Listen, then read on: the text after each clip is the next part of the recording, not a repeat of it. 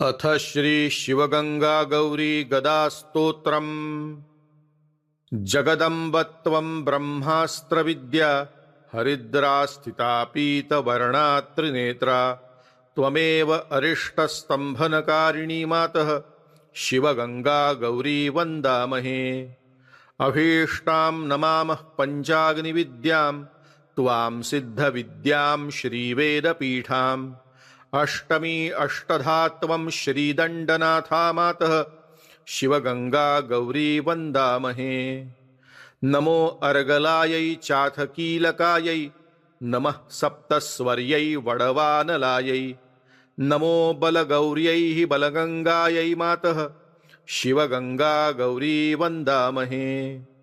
स्थिरावत्यै वज्रविनायकायै चक्रवातस्तंभिन्यै सुवर्णसुधायै मुद्गरधारिण्यै पीतवसनायै मातः शिवगंगा गौरी वन्दामहे।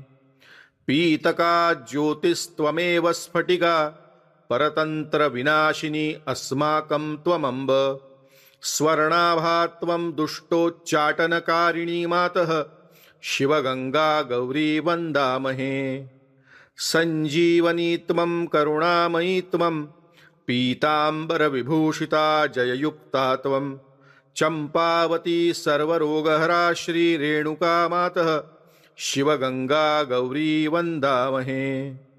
रक्षात्मकं शत्रुविनाशकम् इदं वात्सल्यकवचं स्तोत्रं स्वसिद्धं।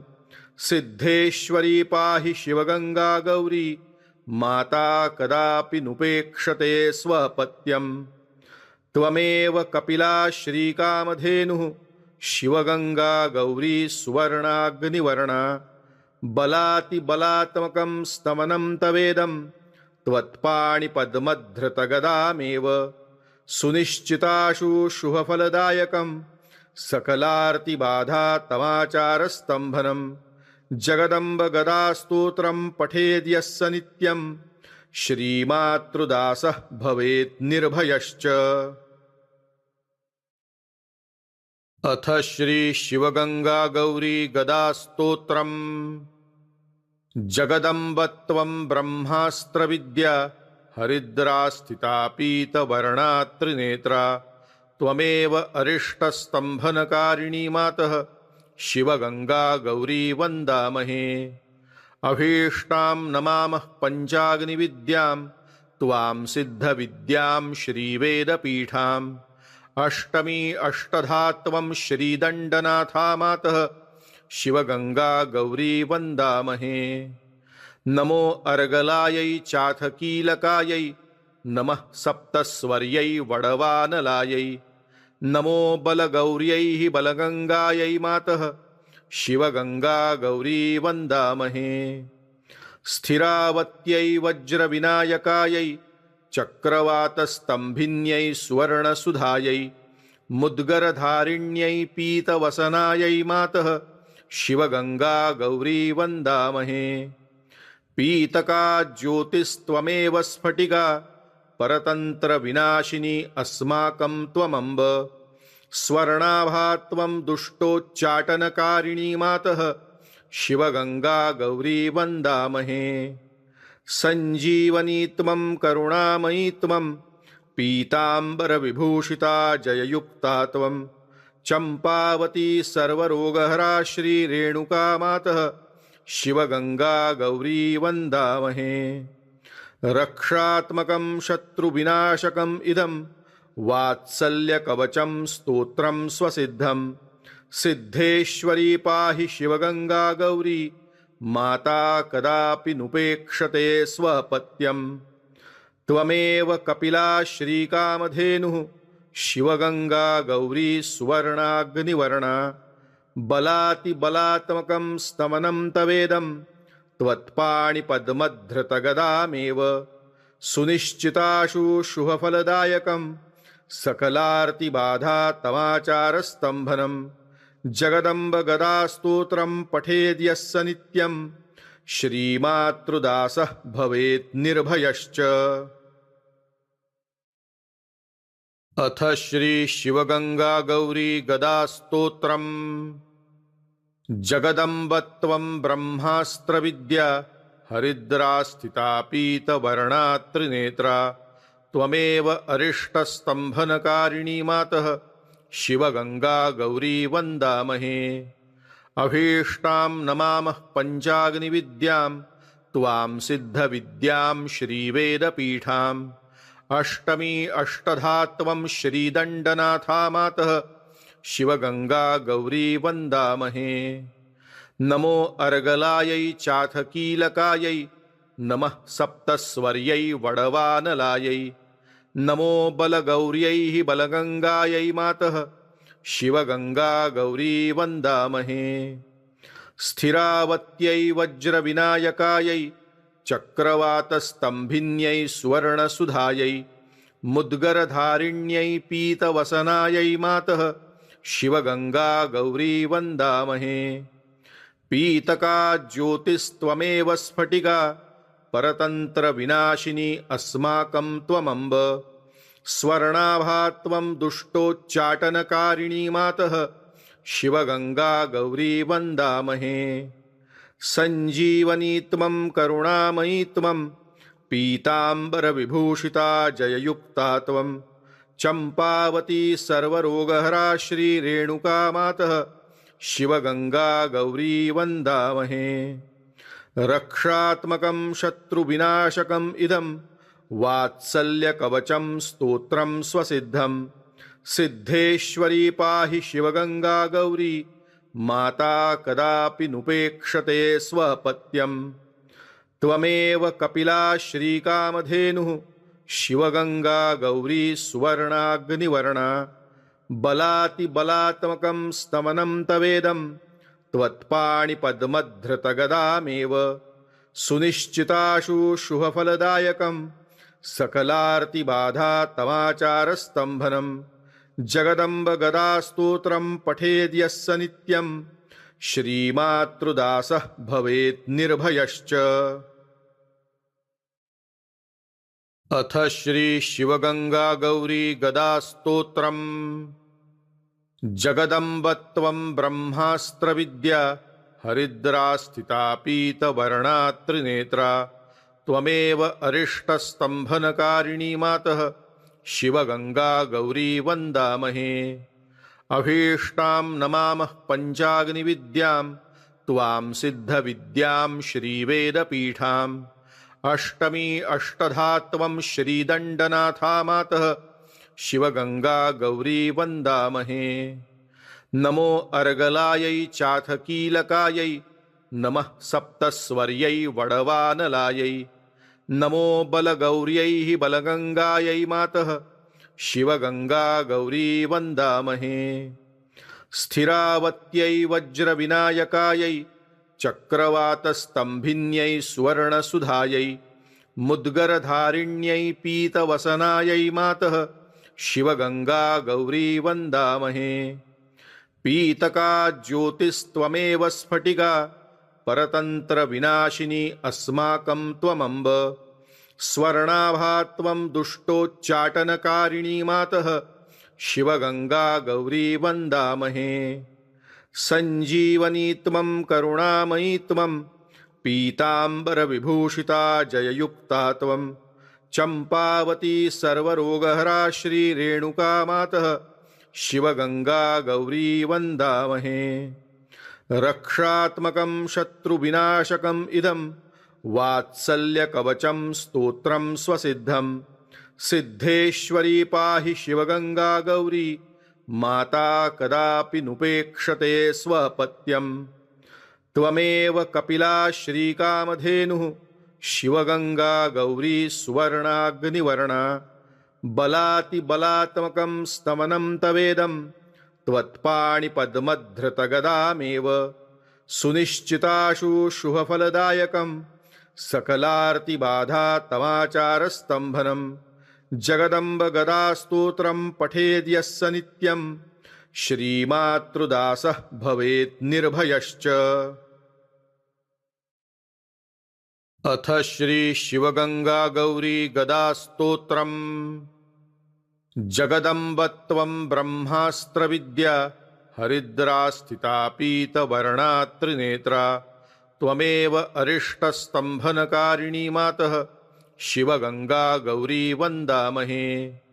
अभीष्टां नमामः पञ्चाग्निविद्यां त्वां सिद्धविद्यां श्रीवेदपीठाम्।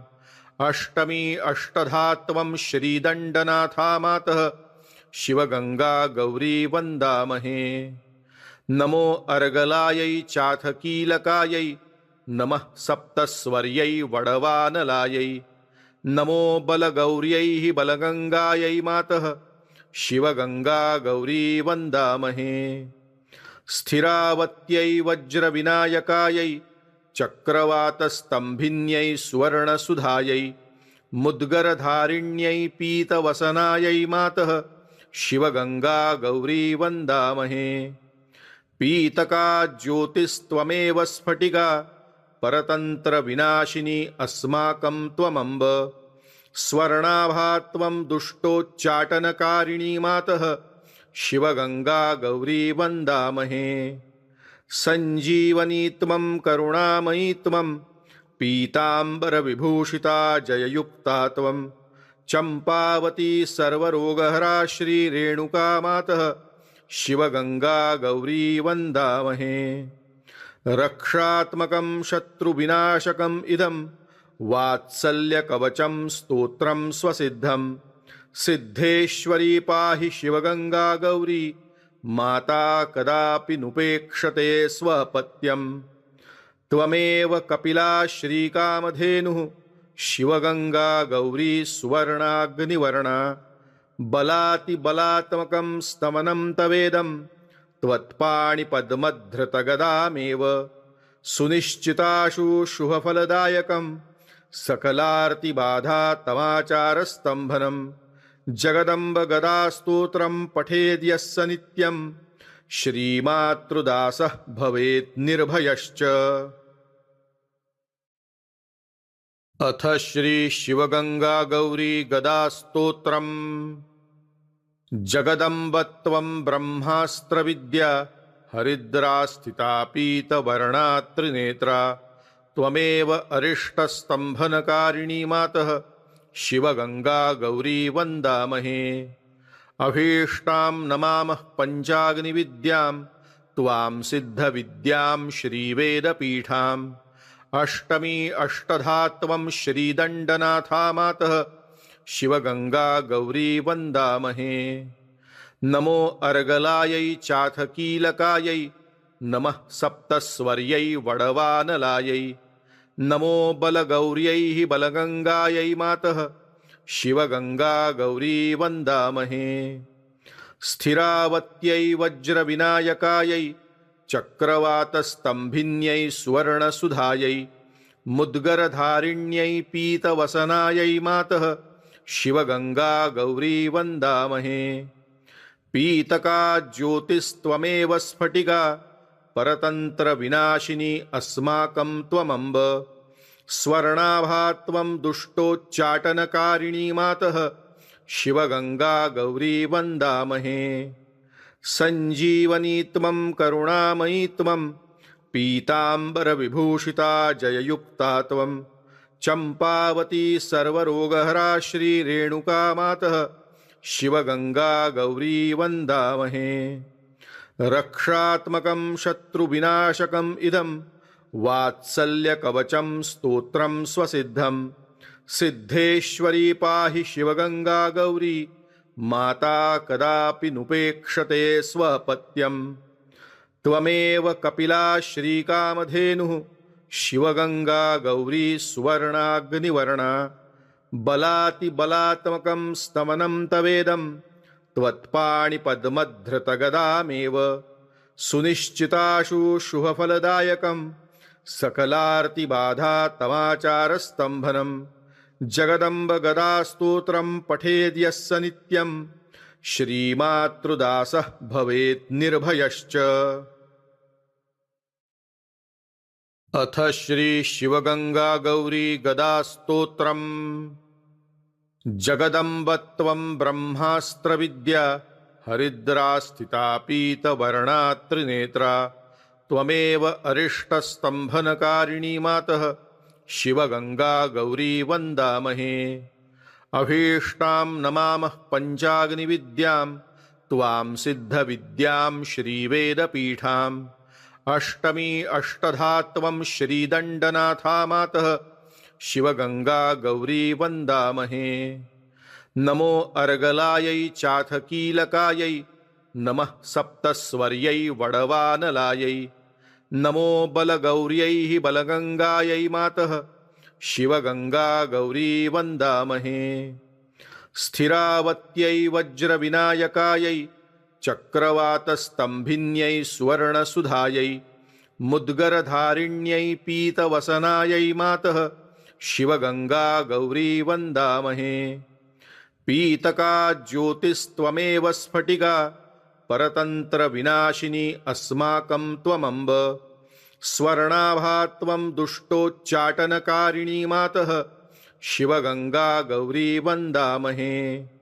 सञ्जीवनी त्वं करुणामयी त्वं पीताम्बरविभूषिता जययुक्ता त्वं। चम्पावती सर्वरोगहरा श्रीरेणुका मातः शिवगङ्गा गौरी वन्दामहे। रक्षात्मकं शत्रुविनाशकम् इदं वात्सल्यकवचं स्तोत्रं स्वसिद्धं। सिद्धेश्वरी पाहि शिवगङ्गा गौरी माता कदापि नुपेक्षते स्वपत्यम्। त्वमेव कपिला श्रीकामधेनुः शिवगङ्गा गौरी सुवर्णाग्निवर्णा। बलातिबलात्मकं स्तमनं तवेदं त्वत्पाणिपद्मधृतगदामेव। सुनिश्चिताशु शुभफलदायकं सकलार्तिबाधा तमाचारस्तम्भनं। जगदम्ब गदास्तोत्रं पठेद्यस्य नित्यं श्रीमातृदासः भवेत् निर्भयश्च। अथ श्री शिवगङ्गा गौरी गदास्तोत्रम्। जगदम्ब त्वं ब्रह्मास्त्रविद्या हरिद्रास्थिता पीतवर्णा त्रिनेत्रा। त्वमेव अरिष्टस्तम्भनकारिणी मातः शिवगङ्गा गौरी वन्दामहे। अभीष्टां नमामः पञ्चाग्निविद्यां त्वां सिद्धविद्यां श्रीवेदपीठाम्। अष्टमी अष्टधात्वं श्रीदण्डनाथा मातः शिवगङ्गा गौरी वन्दामहे। नमो अर्गलायै चाथ कीलकायै नमः सप्तस्वर्यै वडवानलायै। नमो बलगौर्यै बलगङ्गायै मातः शिवगङ्गा गौरी वन्दामहे। स्थिरावत्यै वज्रविनायकायै चक्रवातस्तम्भिन्यै सुवर्णसुधायै। मुद्गरधारिण्यै पीतवसनायै मातः शिवगङ्गा गौरी वन्दामहे। पीतका ज्योतिस्त्वमेव स्फटिका परतन्त्रविनाशिनी अस्माकं त्वमम्ब। स्वर्णाभा त्वं दुष्टोच्चाटनकारिणी मातः शिवगङ्गा गौरी वन्दामहे। सञ्जीवनी त्वं करुणामयी त्वं पीताम्बरविभूषिता जययुक्ता त्वं। चम्पावती सर्वरोगहरा श्रीरेणुका मातः शिवगङ्गा गौरी वन्दामहे। रक्षात्मकं शत्रुविनाशकम् इदं वात्सल्यकवचं स्तोत्रं स्वसिद्धं। सिद्धेश्वरी पाहि शिवगङ्गा गौरी माता कदापि नुपेक्षते स्वपत्यम्। त्वमेव कपिला श्रीकामधेनुः शिवगङ्गा गौरी सुवर्णाग्निवर्णा। बलातिबलात्मकं स्तमनं तवेदं त्वत्पाणिपद्मधृतगदामेव। सुनिश्चिताशु शुभफलदायकं सकलार्तिबाधा तमाचारस्तम्भनं। जगदम्ब गदास्तोत्रं पठेद्यस्य नित्यं श्रीमातृदासः भवेत् निर्भयश्च। अथ श्री शिवगङ्गा गौरी गदास्तोत्रम्। जगदम्ब त्वं ब्रह्मास्त्रविद्या हरिद्रास्थिता पीतवर्णा त्रिनेत्रा। त्वमेव अरिष्टस्तम्भनकारिणी मातः शिवगंगा गौरी वन्दामहे। अभीष्टां नमामः पञ्चाग्निविद्यां त्वां सिद्धविद्यां श्रीवेदपीठाम्। अष्टमी अष्टधात्वं श्रीदण्डनाथा मातः शिवगंगा गौरी वन्दामहे। नमो अर्गलायै चाथ कीलकायै नमः सप्तस्वर्यै वडवानलायै। नमो बलगौर्यै बलगंगायै मातः शिवगंगा गौरी वन्दामहे। स्थिरावत्यै वज्रविनायकायै चक्रवातस्तंभिन्यै सुवर्णसुधायै। मुद्गरधारिण्यै पीतवसनायै मातः शिवगंगा गौरी वन्दामहे। पीतका ज्योतिस्त्वमेव स्फटिका परतन्त्रविनाशिनी अस्माकं त्वमम्ब। स्वर्णाभा त्वं दुष्टोच्चाटनकारिणी मातः शिवगंगा गौरी वन्दामहे। सञ्जीवनी त्वं करुणामयी त्वं पीताम्बरविभूषिता जययुक्ता त्वं। चम्पावती सर्वरोगहरा श्रीरेणुका मातः शिवगंगा गौरी वन्दामहे। रक्षात्मकं शत्रुविनाशकम् इदं वात्सल्यकवचं स्तोत्रं स्वसिद्धं। सिद्धेश्वरी पाहि शिवगंगा गौरी माता कदापि नुपेक्षते स्वपत्यम्। त्वमेव कपिला श्रीकामधेनुः शिवगंगा गौरी सुवर्णाग्निवर्णा। बलातिबलात्मकं स्तमनं तवेदं त्वत्पाणिपद्मधृतगदामेव। सुनिश्चिताशु शुभफलदायकं सकलार्तिबाधा तमाचारस्तंभनं। जगदम्ब गदास्तोत्रं पठेद्यस्य नित्यं श्रीमातृदासः भवेत् निर्भयश्च। अथ श्री शिवगंगा गौरी गदास्तोत्रम्। जगदम्ब त्वं ब्रह्मास्त्रविद्या हरिद्रा स्थिता पीतवर्णा त्रिनेत्रा। त्वमेव अरिष्टस्तंभनकारिणी मातः शिवगंगा गौरी वन्दामहे। अभीष्टां नमामः पञ्चाग्निविद्यां त्वां सिद्धविद्यां श्रीवेदपीठाम्। अष्टमी अष्टधात्वं श्रीदण्डनाथा मातः शिवगंगा गौरी वन्दामहे। नमो अर्गलायै चाथ कीलकायै नमः सप्तस्वर्यै वडवानलायै। नमो बलगौर्यै बलगंगायै मातः शिवगंगा गौरी वन्दामहे। स्थिरावत्यै वज्रविनायकायै चक्रवातस्तंभिन्यै सुवर्णसुधायै। मुद्गरधारिण्यै पीतवसनायै मातः शिवगंगा गौरी वन्दामहे। पीतका ज्योतिस्त्वमेव स्फटिका परतन्त्रविनाशिनी अस्माकं त्वमम्ब। स्वर्णाभा त्वं दुष्टोच्चाटनकारिणी मातः शिवगंगा गौरी वन्दामहे। सञ्जीवनी त्वं करुणामयी त्वं पीताम्बरविभूषिता जययुक्ता त्वं। चम्पावती सर्वरोगहरा श्रीरेणुका मातः शिवगंगा गौरी वन्दामहे। रक्षात्मकं शत्रुविनाशकम् इदं वात्सल्यकवचं स्तोत्रं स्वसिद्धं। सिद्धेश्वरी पाहि शिवगंगा गौरी माता कदापि नुपेक्षते स्वपत्यम्। त्वमेव कपिला श्रीकामधेनुः शिवगंगा गौरी सुवर्णाग्निवर्णा। बलातिबलात्मकं स्तमनं तवेदं त्वत्पाणिपद्मधृतगदामेव। सुनिश्चिताशु शुभफलदायकं सकलार्तिबाधा तमाचारस्तंभनं। जगदम्ब गदास्तोत्रं पठेद्यस्य नित्यं श्रीमातृदासः भवेत् निर्भयश्च। अथ श्री शिवगंगा गौरी गदास्तोत्रम्। जगदम्ब त्वं ब्रह्मास्त्रविद्या हरिद्रा स्थिता पीतवर्णा त्रिनेत्रा। त्वमेव अरिष्टस्तंभनकारिणी मातः शिवगंगा गौरी वन्दामहे।